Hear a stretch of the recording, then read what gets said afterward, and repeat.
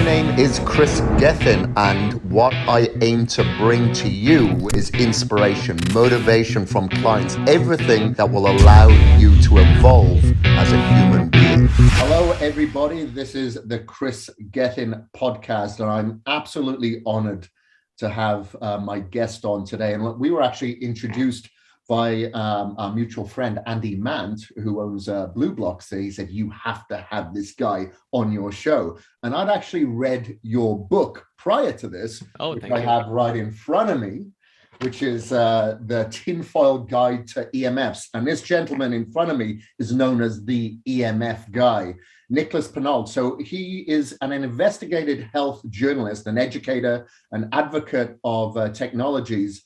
And like I said, you authored this book, and it's been endorsed by a lot of people that we know in the space, such as Dr. Joe McCullough.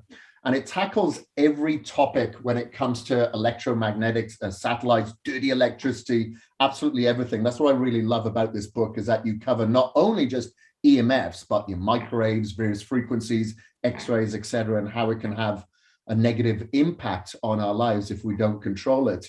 And you also launched the Electromag RX online course. Have I got that correct? The name of that? I've got two courses. There's one for let's say health practitioners, Electrosmog RX, and the other one I launched with Brian Hoyer, who you're familiar with, is called Electro Pollution Fix, and that's more for the public to help them clean up their homes from EMFs.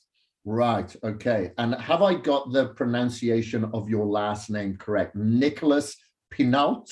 It's Pineault, like the wine. Pineault. Pineault. Yeah. Pineault. There you go. All right. Lovely. Okay. And you actually have an Emf Hazard Summit that's happening on the 24th to the 27th, which I'm really, really excited to actually attend. And we'll talk a little bit about that a little bit later on, how people can attend that online. So it doesn't matter where you are in the world, you can hear from Nick and a lot of expert speakers over that weekend. Let's start off with that, actually. We'll revisit it, but let's start off. What are you going to be covering, just briefly, overview, in that EMF Hazard Summit?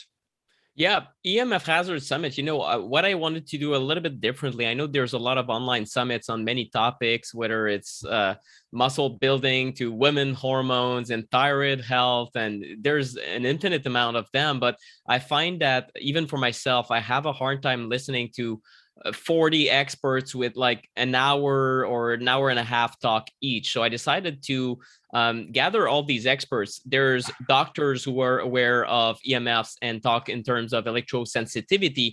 There's attorneys that are presently, for example, having lawsuits against the FCC, Federal Communication Commissions, and talk about how is it possible that we're exposed to all this technology that is unsafe. But all these interviews are 15 to 20 minutes long. And that's what I wanted to do differently, something that you can actually consume.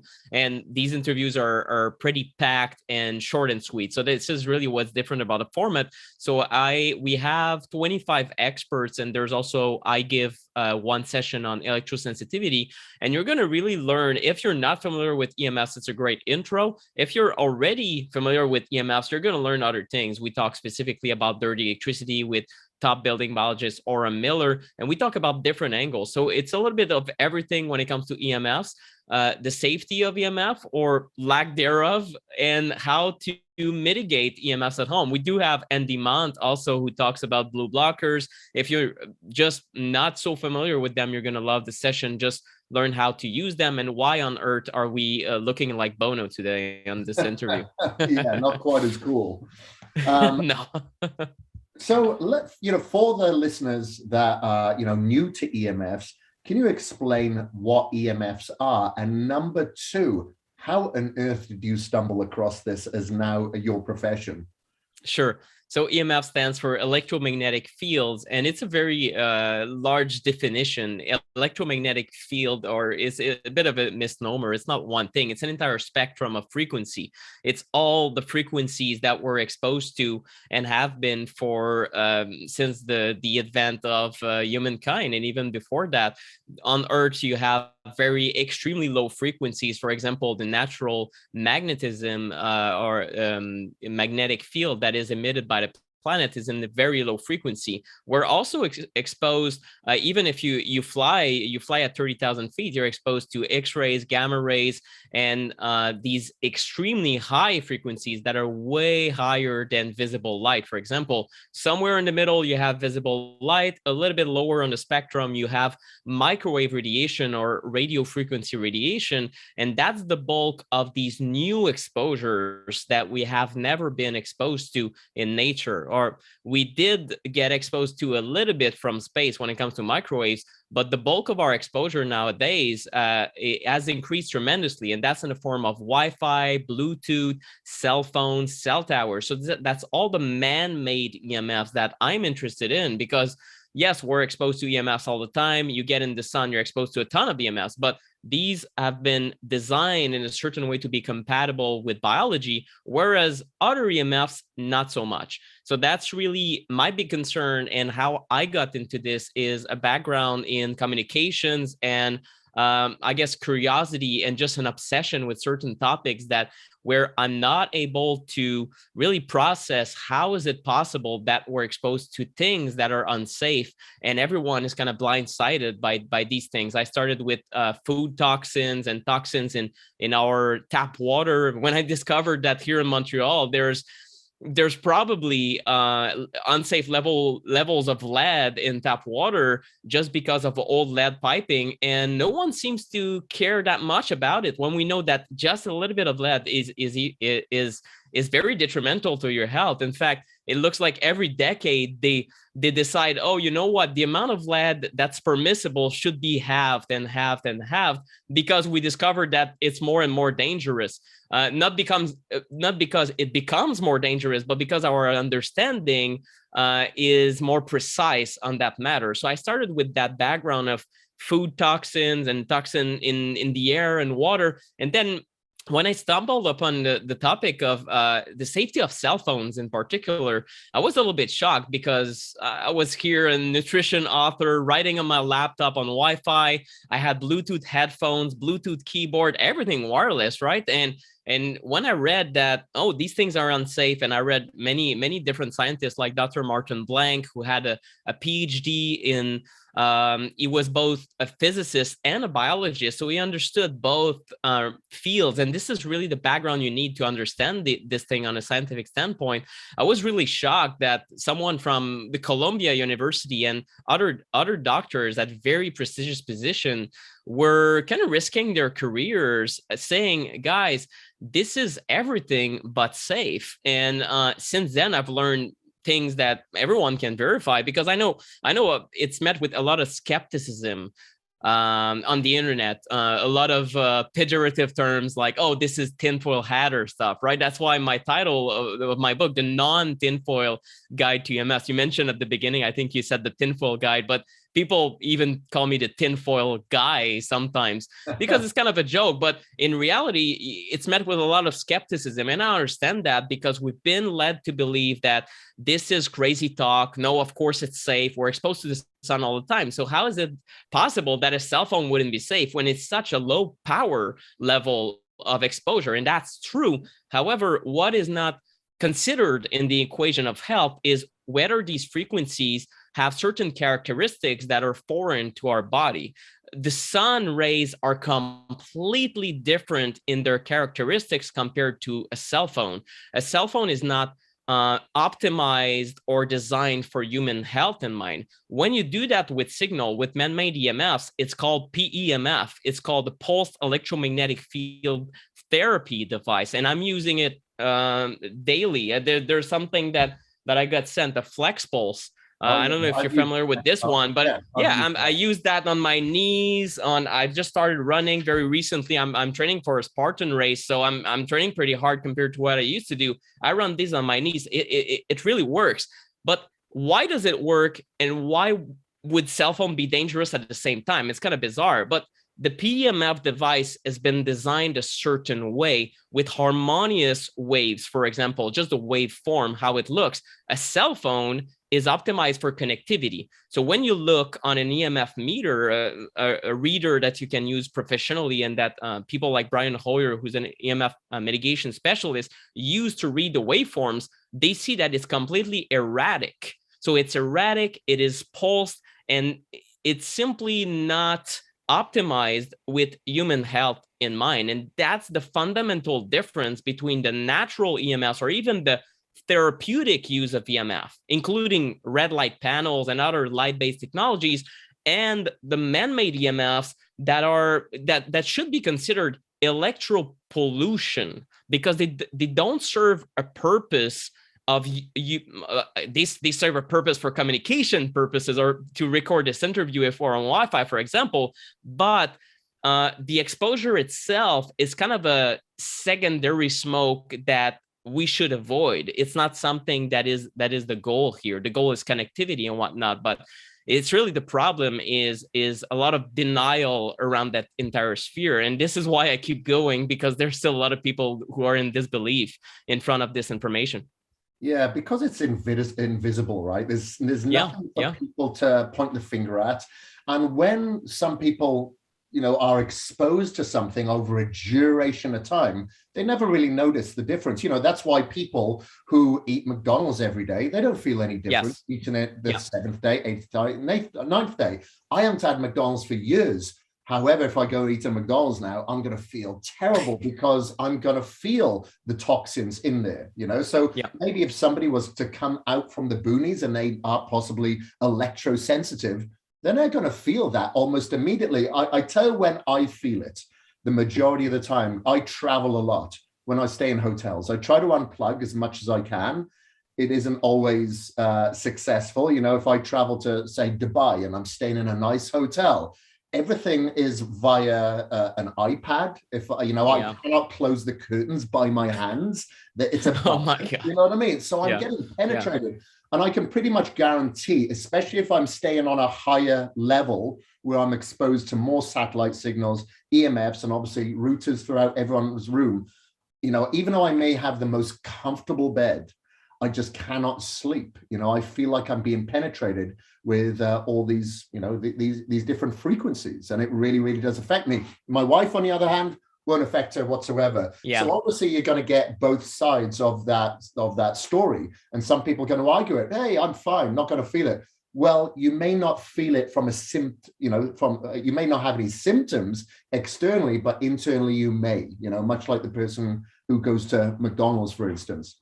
So that's completely correct. Yeah, I agree with your assessment totally. The degree of sensitivity is very individual, and I wouldn't even say that it has to do with overall health. It looks like there's genetic factors as well, where some people are in perfect health and are just sensitive, and that's just how it is. I think maybe it's akin to certain food intolerances where you might be in perfect health, but maybe gluten isn't for you or corn isn't for you. And that's a pretty much N equal 1 experiment you have to run for yourself. But in all cases, you're right that I think EMF, as far as electropollution goes, less is better for everyone. So avoidance or reduction of exposure would lead to benefits for everyone, regardless of symptoms. That's pretty clear to me right now. Yeah, for sure. We cannot completely block off everything, even if we lived in the wilderness, where there's still going to be some type of exposure. I do whatever I can. Obviously, I want to learn from you in this interview what I can do more of. I've got like the Blue Blocks pad here now. I have like the Defender Shield case. I have the Blue Blocks harmonizing, switch off the Wi-Fi. I'm not sleeping in a Faraday cage just yet, even though Brian did have me sleep in it for 2 nights in a row. And I quantify my sleep with the Oura Ring. I had the best night's sleep. It was great. Incredible. And I wear obviously some of the clothing, the underwear. I earth myself whenever I possibly can. So I'm doing whatever I can, to kind of keep myself afloat and try to mitigate myself from the damage. But the one thing that I really like that you cover in your book is things like, your microwave in your house, the dirty electricity that you could potentially have. How can somebody go through their house without having someone like Brian Hoyer? Obviously, if you can contact Brian Hoyer and he's coming through your city, please do contact him. But if not, what can people do to find out if they are exposed to these frequencies, and then run a diagnostic and do whatever they can to lower that load that they're being penetrated by?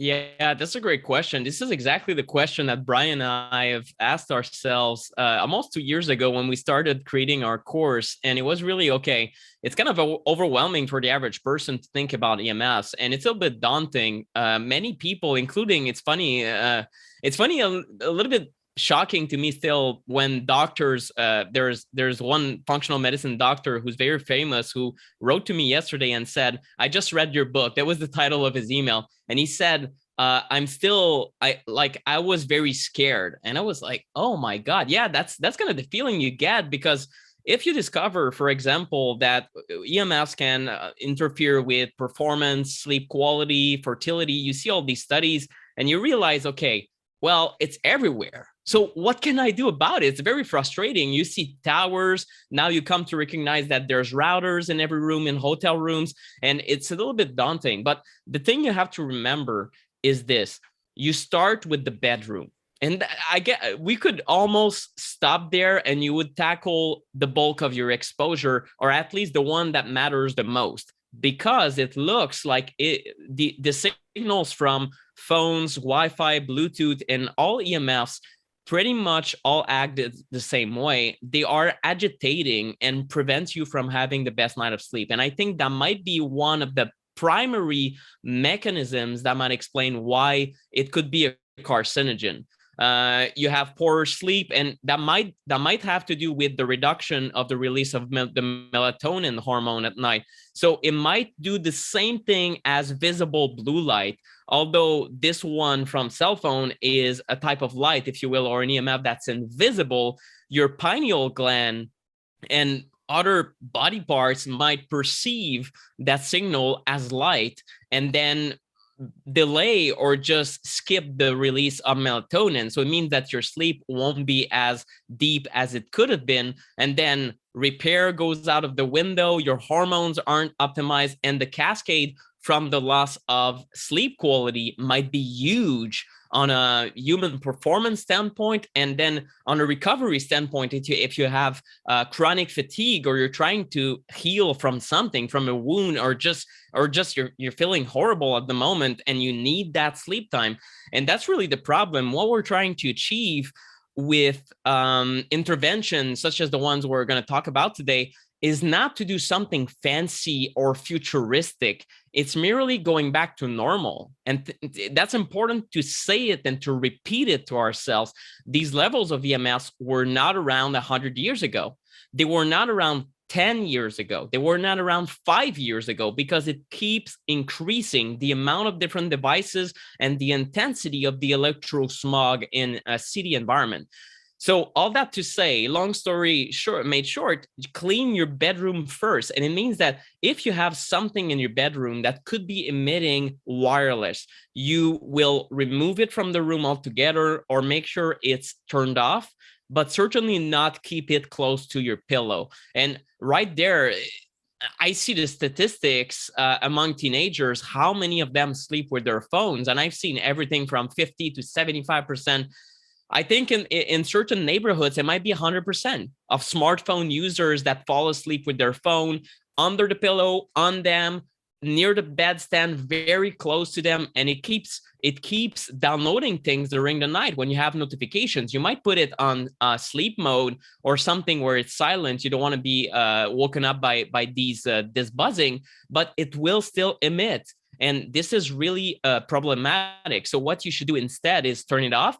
And if you expect a call, and I know a lot of people these days don't have a corded landline, you put it in another room, ringer maximum. If you expect call, you have maybe teenage kids, or there's a lot of situations where people still want to be on call, and that's fine with me, but put it as far as possible from your pillow. So right there with the phone, you want to tackle that. Then in hotel rooms, it's very common. I see two other offenders. I see a cordless phone, the one with a base station that you can take away and you can walk around with it. There's no cord.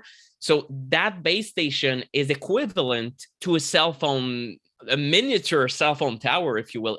Sometimes it's quite powerful.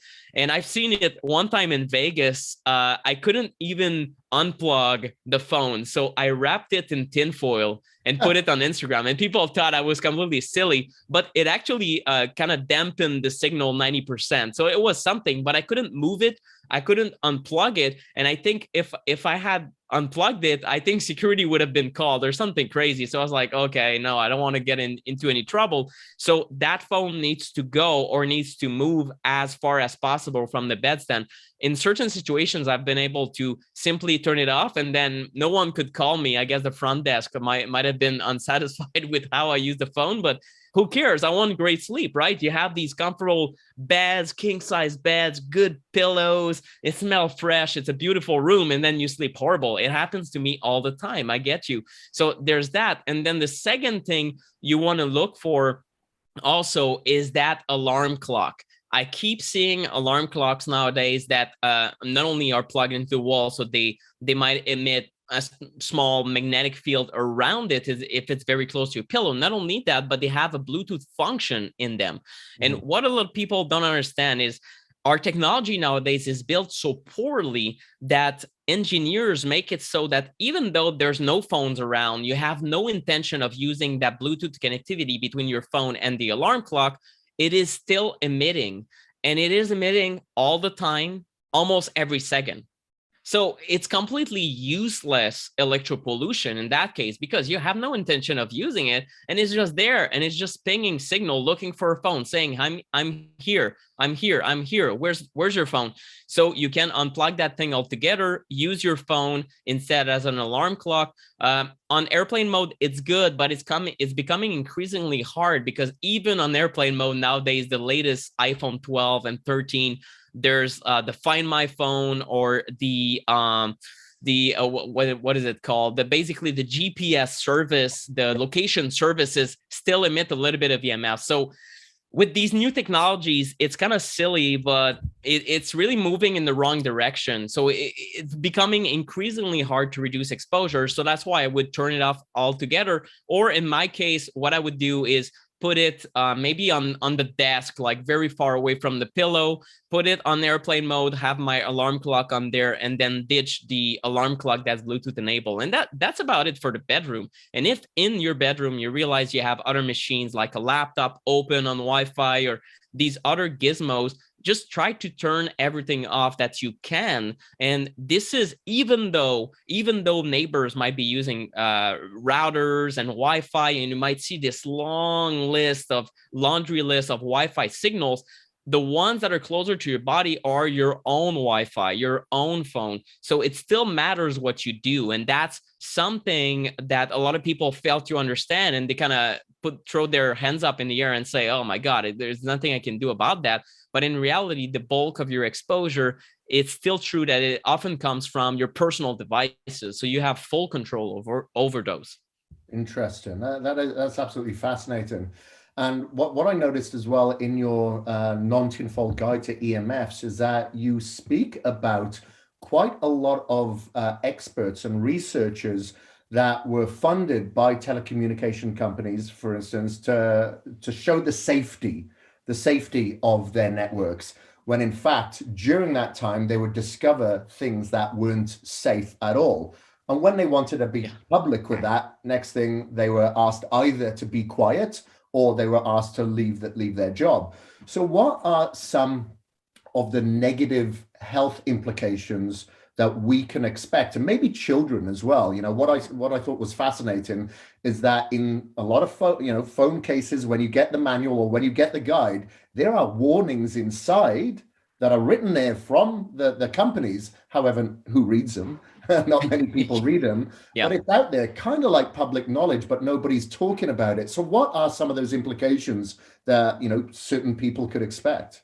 Sure. The first one, the most studied one, is the link between cell phone use to the ear, to the head, and brain cancer. And that's the most extreme example. Oftentimes, the brain tumors wouldn't develop before a few decades, up to 50 plus years in the lag between a certain carcinogenic exposure and the development of a tumor. So, for example, the Hiroshima survivors are still seeing increases of cancer generations down the road. So there's even generational carcinogenicity there. But we know that if you put it on your ear, you're kind of, in a sense, you might be risking your life. And that's an extreme example. But if you talk for several minutes to several hours every day, maybe you're like my dad, you're a realtor, or you're in finances, or you're a business person, always on the phone on the ear, and some people still do that, it's a very bad idea. It's the most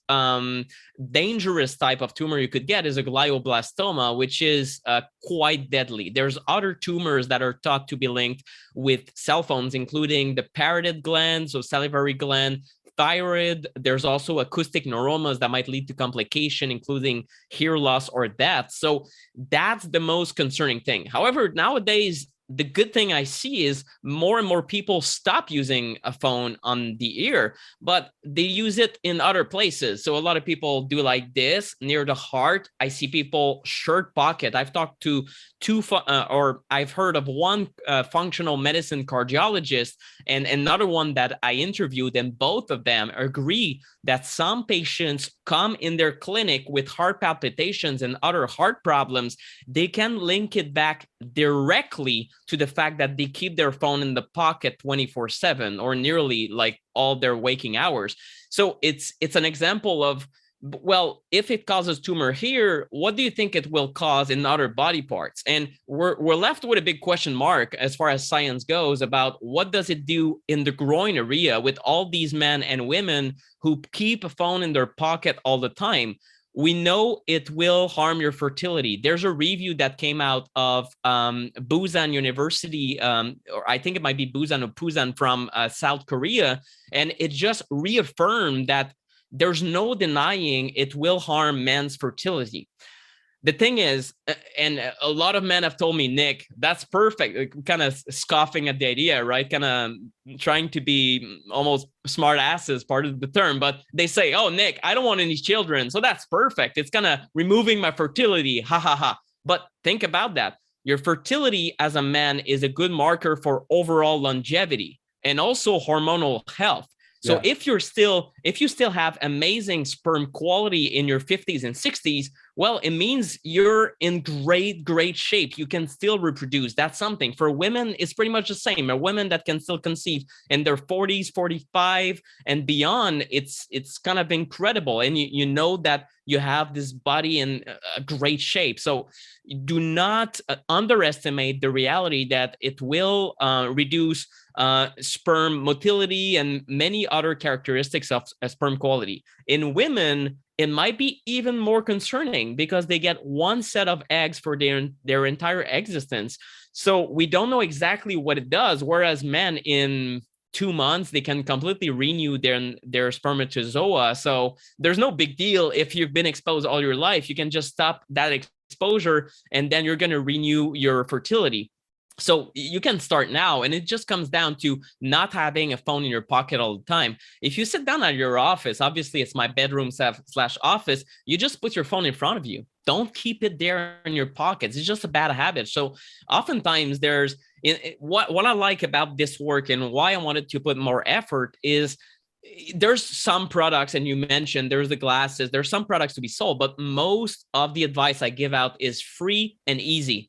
So removing a phone from your pocket doesn't take a lot of thinking. It just takes a new habit. It's a quick habit that you have to do. When you put it in your pocket, you might put it there, but make sure it's on airplane mode or turned off, or carry it in a bag, in a backpack. Any other way you can do this that is not on your person. So I've talked about brain tumors, fertility. The third one would be sleep. And there's some disagreements among researchers. Does it drop melatonin levels? It's unclear. But what I can tell you is that's the number one symptom that will improve when I tell people to stop using their phone at night or turn it off or turn off the Wi-Fi in their home is improvement of sleep. And that's also seen among all the functional medicine doctors that are aware of EMFs and seeing people with sensitivities.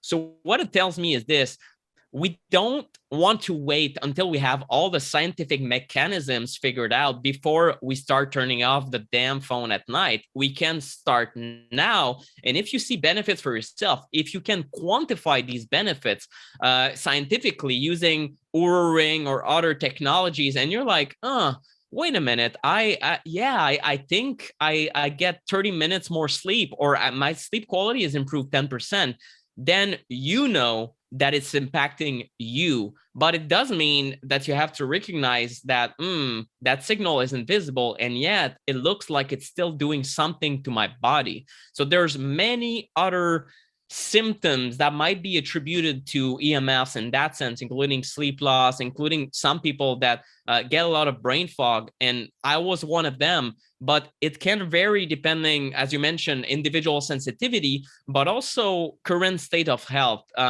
The example I give people is I started writing my book in 2016, and I wrote it on Wi-Fi, ironically. But I kind of said that in the book, and I said, well, I'm kind of blasting myself right now, so I don't know if that's a good idea. But I still did it and just wanted to show people, look, I'm still human. I still use that wireless keyboard. After the book, I gave it away, and I have corded everything now. But I used to get massive brain fog after just an hour on Wi-Fi or 2 hours of work. And nowadays, my health has improved so much, and I've been working with a functional medicine doctor, that normally I don't get any symptoms on Wi-Fi. But still, so it shows you that the same individual might have certain symptoms, and over the years, it might change, it might worsen, it might ameliorate. But in my case, I don't get the symptoms anymore. But it does not mean I'll stop avoiding exposure or reducing exposure, right? So you should still do it regardless of symptoms. But the reality is, if you feel super sensitive, you may get better through certain interventions. So that's the good news, I guess. Okay, interesting. And I was going to say to all the people out there that are potentially bodybuilders, you can get away with this by wearing like a fanny pack. So I wear a fanny pack that mitigates the damage from EMFs, or blocks EMFs. And, obviously bodybuilders back in the day used to wear them, and I wear them all the time because I don't want my phone in my pocket. I'll have it in that fanny pack. So with a case on as well. So I'm trying to mitigate that damage, because I know I'm consciously not going to put it on airplane mode on and all the time. And I'm probably not going to put it in my backpack. But I know if I've got it right there, I've got my wallet in there, I've got my phone on there, I got some dollar bills in there, I'm good, So I'm really protecting myself. And a lot of the time I'll wear the mitigating boxer shorts as well, just to protect the crown jewels. That's a good idea. Yeah. I don't have any plans for having kids, but like you said, when you study the blue zones, and you notice the people who have the interaction, they look after their health, they go to bed at a normal time, and they're still, like you said, sexually active at an older age, then the universe doesn't say, okay, we don't need you anymore. You've given up on reproduction. We will discard you, So you definitely want that for your longevity. Yeah. Sure. So when you mentioned about quantifying your sleep, should people disconnect everything from their bedroom, maybe check their home for dirty electricity, and we'll go into that in a moment. I use an Oura Ring. I like the fact that I can put it on airplane mode. Now, what are the more popular trackers out there that people are using that may not be as good, that could be penetrating them with Bluetooth or EMFs 24/7? There's a lot of them. Most trackers that I know of, unfortunately, use Bluetooth. And that's kind of, to me, is the irony of the tech space that denies these health risks to the maximum because it's the hype is incredible around wireless technologies. It is so convenient to be able to create devices that do not have a hard drive memory on them. The Oura Ring is an exception, because even though this thing, and that's not even the latest generation, but everything is stored locally inside the ring. So it means it will store my biomarkers and all the data it needs to. And then I can do a data dump between my phone and the ring via Bluetooth once a day. Usually I do it in the morning, takes 30 seconds. I'm done, back on airplane mode. However, the most wearable technologies do not have that capability. So it means that it needs to be emitting sometimes multiple times per second, possibly. So Bluetooth is low exposure compared to cell phones. That's mostly true. However, with what we know around EMFs, it wouldn't be my personal choice to advocate for Bluetooth technologies. Now, it depends on how much time you use them. Like if you're a bodybuilder and you use, I don't know, a wrist strap during your workouts, and it represents a few hours every week, is it a big deal compared to other exposures? Well, you tell me. So you have to also focus on what you use the most often for the longest periods of time, and do your best. So certain Bluetooth technologies, I've used Bluetooth chest straps in certain situations, and I was cringing a little bit. But I'm the EMF guy, so I kind of cringe at these things, but that's okay. It's a few minutes, right? So it will not instantly damage you, or so it's more, you have to think in terms of cumulative damage, and that's true with blue light as well. When I go to the movies, I don't wear these. I love the movies and I blast myself with blue light, and I just have my regular glasses on. And I don't care. I know it's not good for my sleep. I get to bed at midnight after watching the Avengers, and I'm like wide awake, and I don't feel good, to be honest. But it was a pleasure to see the movie in its full, like, incredible color. So that's just the reality, right? So you pick your battles and you choose your poisons.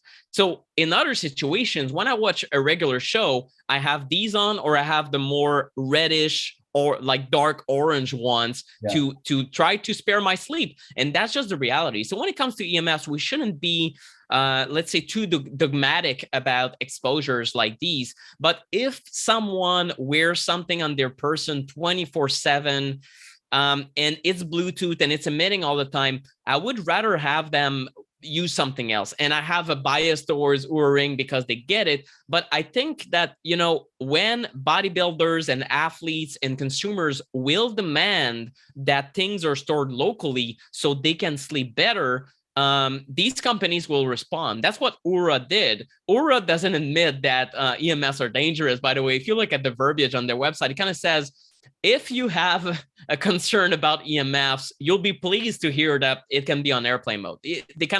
They're not sure, and they're not a company specialized in EMF safety, so they shouldn't really bother with this or comment, but it's good that they give users the possibility of doing so. So I think that increasingly it's going to become in the discussion, and I see that more and more athletes and bodybuilders. I was talking with Funk Roberts, there's Paul Chek, the late Charles Poliquin was just reading my book a few weeks before, unfortunately, he passed suddenly. That was quite a shock for me, but it tells you that these high-level trainers, like Poliquin, were aware of EMFs, and they said to he said to his athletes, guys, this matters. And why does it matter? Well, because you're looking for that extra edge. So if you're looking for human performance, maybe 5% better sleep might make the difference in your contest or in the ring, where whatever your sport is. So the reality is, it's starting to pick up. People test it for themselves, and regardless of the science and the debates and the online people that say, oh no, it doesn't exist, well, you test it for yourself. And high-level athletes such as you know what works for you. And if you realize that EMF is a factor and you test it over and over again, well, it probably means it's true, right? So I think that athletes are well placed to run their own experiments and determine what is true for them. And I think in the mix, they need to include EMFs. And I also know that a lot of them are kind of addicted to their phone. And I remember I went to Austin, Texas for a business trip, talking to Kyle Kingsbury from the On It podcast. And I saw all these athletes, and you kind of see them on their phone between sets, and they're almost wrestling with their phone in their pocket, right? It's always like they're kind of married to technology. And a good habit should be to kind of let that aside a little bit. You can track your workouts, but kind of put it on airplane mode. And I think that on a personal standpoint, when I started doing that, my workouts are a little bit more intense because I don't get distracted. Oh, I'm going to start texting. So there's also good reasons, regardless of EMFs and even blue light, there's good reasons to redesign our relationship to technology. It's there to serve us, and sometimes it feels like we're kind of plugged 24/7. We're kind of slaves to it, to the notifications or social. So and we talk about it in entrepreneurial circles, looking at your email 30 minutes in the morning and at night, kind of having control over how much time you spend looking at devices. So I think the wider discussion here is so important to just our relationship to these machines. And are you kind of wasting a lot of your attention and life just looking at the machine because there's a notification and something like that? So our relationships, I think at the moment, they're still very broken towards phones in particular, but all of technology and how we use it. So when you decide to do something about EMS, I think for a lot of people, it's a gateway into having a more mindful relationship with their phone. And when someone tells me, Nick, yesterday I realized I didn't even touch my phone all day. I don't even know where my phone is. That's the best litmus test for someone who has a good relationship with their phone. They say, oh, I don't even know where my phone is now. That's good, because it means you spent your day doing something else. And hopefully it wasn't on a tablet, but you know what I'm saying. So it means that you're not addicted or glued to it. You can be productive, do something else. Yeah, for sure. It's funny. Like I tell all my clients that you have to bookend your day, because of course a lot of my clients are entrepreneurs, but you have to bookend your day. I tell every single one of them, I don't want you on your phone for a minimum after an hour after you wake up and 2 hours before bed. And that is when, in the evening, you've got to put on your blue light blocking glasses. You've got to relax, don't have any exposure, or, even fit your house out with like the light bulbs like I have. It looks like a brothel upstairs in my bedroom because it's the red light district. Yeah, exactly. Yeah, exactly. But, it's really helped my sleep no end. I suffered from bad sleep. I was sleeping 3 hours a night because I had mold toxicity from when I was in India. So that's when I really went down the rabbit hole on sleep, because noticing with my clients, if they hadn't eaten the day before, chances are it was okay. But if they hadn't slept well, or if they hadn't hydrated well, that's when I noticed their performance was starting to decline. And you could be the tough guy and say, I didn't have any sleep, but I'm still going to go for it. Well, your body can only recover so much. And like you said, this is when your body is detoxifying. So, not only is your body detoxifying, but your brain is as well. And Dr. Spinald of the Spinald Clinic in Altamont, Florida, he said he was dealing with a lot of people. He used to, in his clinic, deal with people that had various mental disorders, such as dementia or Parkinson's or anything like that, when they are like in their 70s, 80s. Now he's dealing it with people that are in their 40s and 50s. And he's like, these people are not taking care of their brains. Obviously, there's heavy metal contaminants, like you said, that can be a neurotoxin. But then, we're not sleeping. We're not sleeping as we once would. And then our testosterone starts to decline. And we have just this roller coaster of issues that we're dealing with. Unfortunately, we want to fix after it's sometimes too late, So going back to the home, about what you can do. And you mentioned when you were in Vegas and you wrapped the clock in foil. Are you traveling around with a meter to measure the EMFs? And can people, our listeners, purchase these readers so they can see their dirty electricity or EMF exposure in their own home or where they're traveling to? Yeah, I have, if you look up my name, Nick Pineault, or just the EMF guy on YouTube, you're going to find one of my latest videos is me in a hotel room. Where was I? I was at the Upgrade Labs conference. Used to be called the Bulletproof Conference in Florida last September. And I did an entire walkthrough of how I use an EMF meter to identify the sources. And sometimes you're just surprised of how certain things act. For example, the alarm clock. At first, I wouldn't have thought that the alarm clock emits 24/7. It looked like you had maybe to press Bluetooth for it to start sending a beacon signal or something like that, but it was not the case. It was just emitting all the time. So sometimes you find that certain things you thought would expose you to EMFs are not emitting. And the contrary is also true. A lot of sources are just emitting and it's a surprise. sometimes you have to turn off the Bluetooth on your computer and you did not realize that that icon is there. There's a lot of different situations where you're just exposed to needless exposures, and that's kind of the ones to tackle first. The exposures that you know you're having, and it's a decision, it's another thing, but all the avoidable exposures that are needless, I think, is just silly, and you should get rid of them. So that's really why I think everyone should own at least a very simple EMF meter. There's one called the Enviro RD10, and this one is on my website, theemfguy.com. That's through Rad Meters in Israel, but they ship worldwide. It's very small, and I travel with it. It's just a detector. It can tell you, okay, this thing is emitting wireless.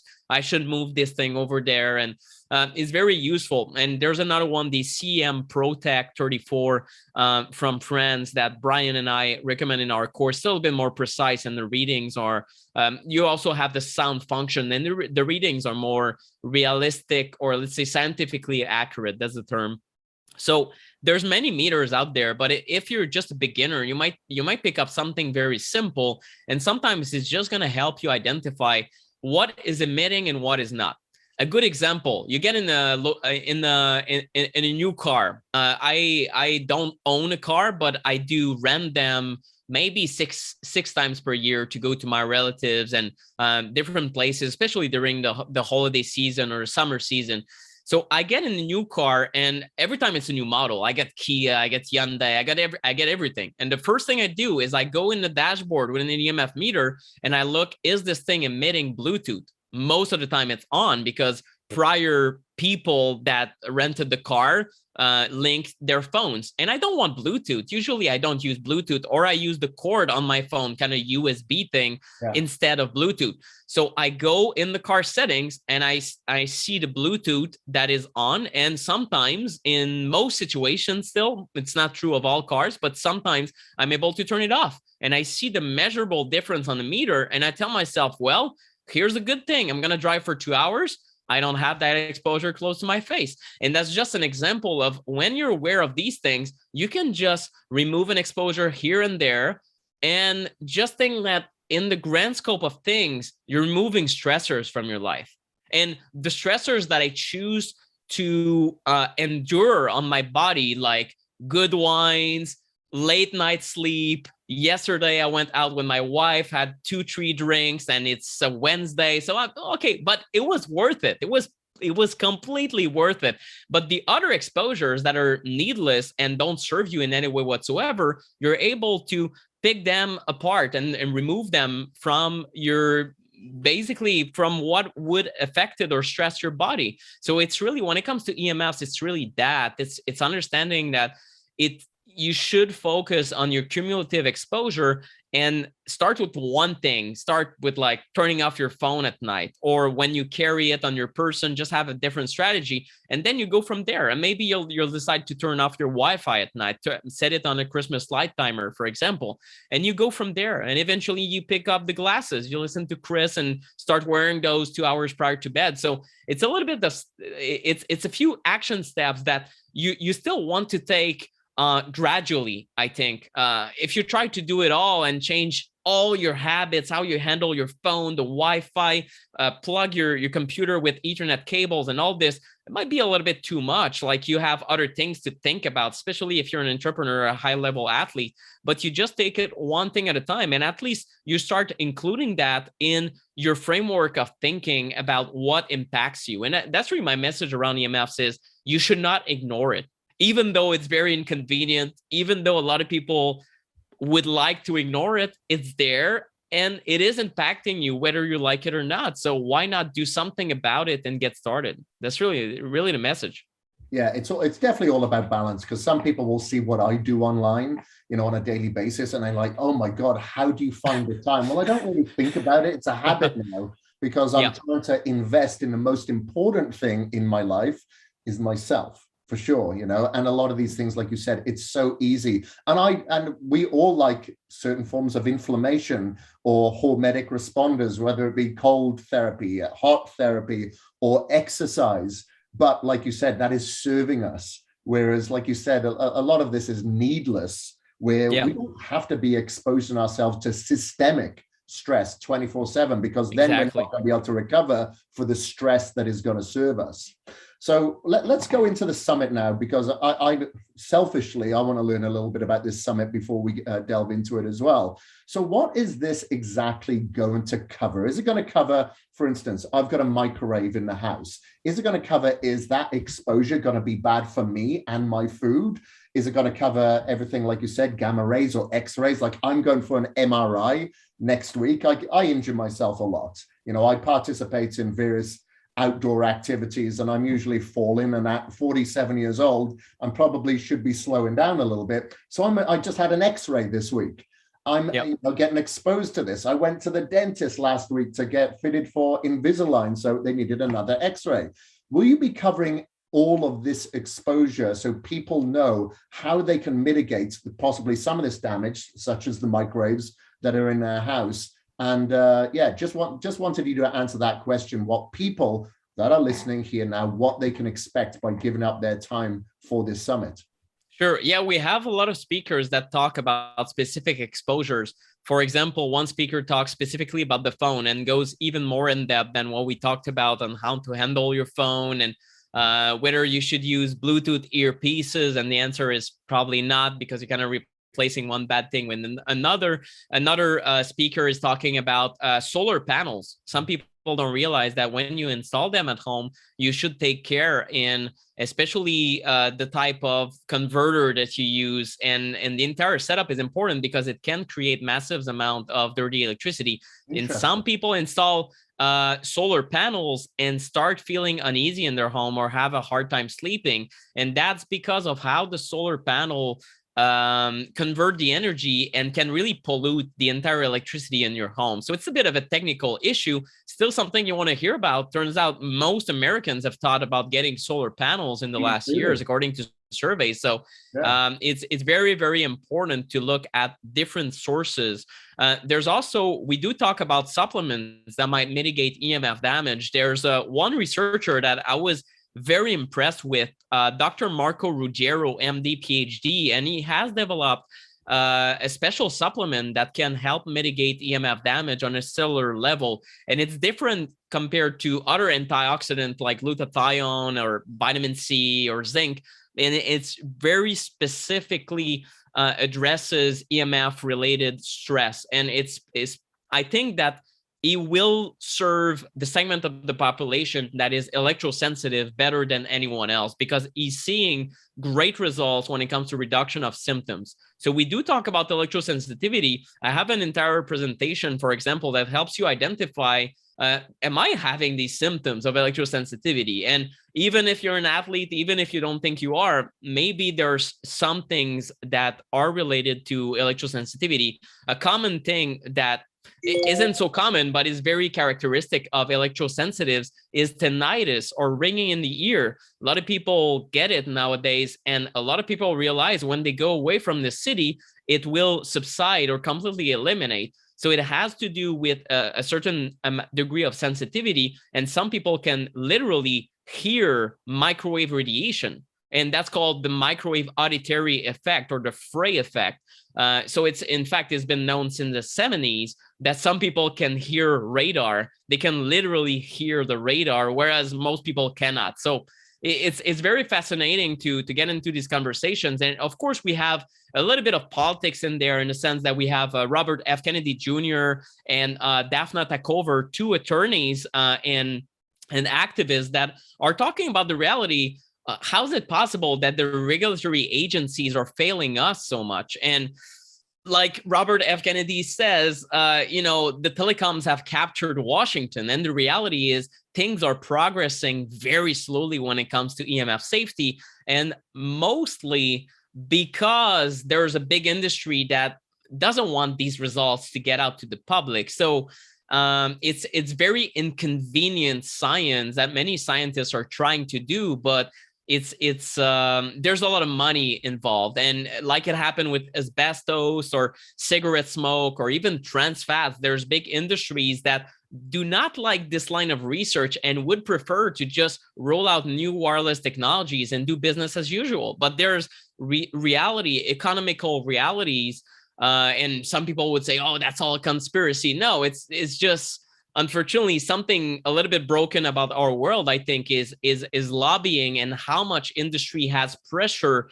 on governmental agencies kind of slows down the progress, I think, of science and humanity. So it's just, the reality is, we're going to also talk about the legal aspect of EMFs, how to fight for your rights, and whether we can do something about it, and how to get involved. And finally, we also have Brian Hoyer, of course, who talks about shielding your home. He does talk about the fact that you can shield your bedroom, and that's a bit of a advanced move to do. That's something I'm planning for my bedroom 2 years down the road, because we just purchased this condo, and I'll do a remodel and have a shielded bedroom, which can be a great thing as an investment long-term for my health. For the next 10, 15, 20 years, I'll live here. I'll be sleeping in a nearly no EMF zone. And that's an interesting proposition if you know that it might improve your sleep. So it's just creating a sleep sanctuary. So Brian talks about the shielding technologies, and whether it's compatible with 5G. And we do talk about all these new 5G networks also, and what it means. But it's not a summit with a lot of speculations. I'm not big into there's a lot of crazy, I'll say it like this to be polite to everyone, but there's a lot of crazy stuff that has been published on EMFs, a lot of crazy stuff that I don't agree with. Who I invite on my summit is scientists, doctors, activists, engineers, people with credentials who can talk about it in a calm way and say, look, here's the science, here's what we don't know, and here's what we should do. It's not about this stuff will kill you instantly, and these hyperboles that I keep seeing that I don't feel comfortable with. So the reality is, there's a lot of stuff online that in my mind is a little bit over the top in how it's marketed or said. And the reality is, we should say EMF is another environmental stressor like air pollution or toxins in your food, and you should minimize it. And that's it. It doesn't get really more complicated than that. So it's really a summit where I want to have the best experts. And that's something I'll do annually, by the way. I haven't announced it yet, but in the fall, I want to have a second edition. And I want to invite the best scientists to give them a platform. A lot of them are not being well funded, and we need to hear from these people, because it's a huge issue and a lot of people are still in denial. So that's really, there's also, I guess, a humanitarian aspect to this work where I want to get the word out, like let's normalize this and realize that this is a real issue. Yeah. All right. Well, I'm really looking forward to this summit, and obviously listening to Brian Hoyer. Brian stayed here for a couple of days. I slept in his Faraday cage, and that is our next move, to get the Faraday cage around our four-poster bed there, so I can sleep soundly at night, knowing that I'm mitigating that damage that is infiltrating, especially sometimes when you're living on a second floor. So Can you let us know when people can sign up for the summit, the date of the summit, and we will obviously put the links in the show notes where people can sign up for it as well. Perfect. So, well, just go to Kris's link, and the URL is emfhazards.com. Go to Kris's link, so that way he gets also, I think it's part of your model as an influencer to recommend events, and I'm very happy that you're an affiliate for us. And the summit is going on from March 24th to the 27th. It's completely free, so you can watch it every day. There's 4 different sets of speakers during these dates, and then if you want to buy the recordings, it's $37. To be completely transparent, I'm not hiding the prices and things like that. It's quite low compared to a lot of summits. I see a lot of summits that are more like $100, and we wanted to price it very reasonably for people who want to look at the recordings and study them a little bit further, and you get the transcripts and everything else in that package, but it's optional. And if people just want to look at one talk for free and then be gone, I'll be happy, because at least they're gonna start getting educated. Maybe they're gonna talk to their neighbors or in their family. They're gonna have the discussion like, hey, maybe we should turn off the Wi-Fi and see what happens.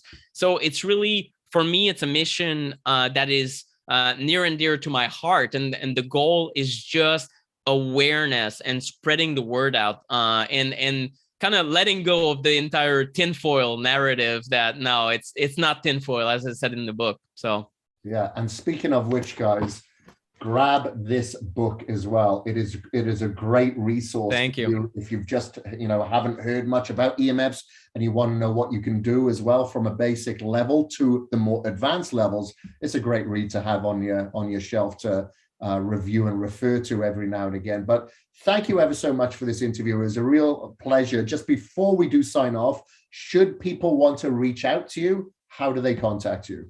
Yeah, just go to theemfguy.com. I have contact info on there. I have links to the courses I have, and most of my information is free. I have blog posts, but mainly it's through the Smarter Tech podcast, where I interview experts, including Brian, including scientists. And I go a little bit wider, talk about PEMF technology, red light therapy, and the beneficial uses of certain EMFs also. So I go wider and look at, okay, what tech can really serve our life instead of making us addicted and miserable like some phones are doing for some people. So I want us to just rebuild that relationship with tech, and that's with the Smarter Tech podcast and also YouTube channel, where I have the video versions and other demonstrations of how to use meters and such. Okay. All right. Well, that's great. That's phenomenal. So awesome. Thank you very much for your work and serving for the greater good. We really, really do appreciate you. And thank you very much for your time and being a great guest on the show. So thank you, everybody. Really appreciate you listening. This is the Kris Gethin podcast. And for myself and Nicolas, we are out. Thank you ever so much for listening. My name is Kris Gethin, and I am out.